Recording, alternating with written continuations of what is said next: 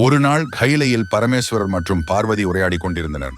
அப்பொழுது அவர் தன்னுடைய 11வது ருத்ர ரூபத்தை ராமரின் உதவிக்காக பூமியில் பிறக்கச் செய்ய போகிறேன் என்றார்.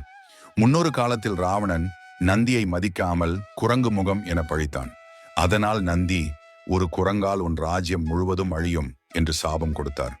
அந்த சாபம் பலிக்கவும் ராமனுக்கு தாசனாக இருக்கவும் தோதாக வானர ரூபம் எடுக்க முடிவானது.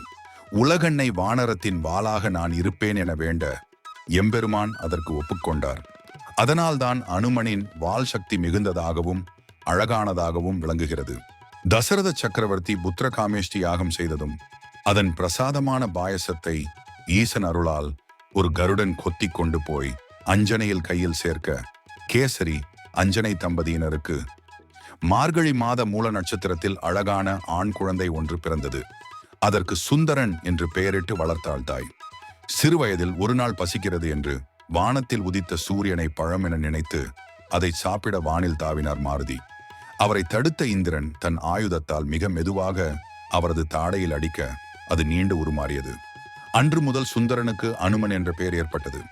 பிறகு கல்வி வயது வந்ததும் சூரியனை தனது குருவாக ஏற்று சூரியனிடம் 4 வகை வேதங்கள், தர்ம சாஸ்திரங்கள், புராணங்கள் எனெல்லாம் கற்றுத் தேர்ந்தார்.